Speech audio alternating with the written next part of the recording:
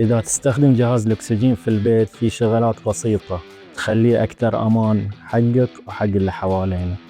أولاً خلي الجهاز بعيد عن أي حرارة نار مثل الشموع، وحاول إن المكان اللي أنت قاعد فيه يكون فيه تهوية زينة عشان يكون الجو عندك داخل متوازن. خصوصاً الجهاز يسحب الأكسجين من الجو وفلتره بطريقة معينة وضخه للجسم كأكسجين نقي.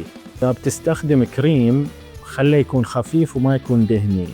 يفضل يعني تبتعد عن الفازلين ومشتقاته، وخلي الجهاز ثابت وفي مكان آمن، وبعد عن الأطفال عشان لا يتعبثون فيه.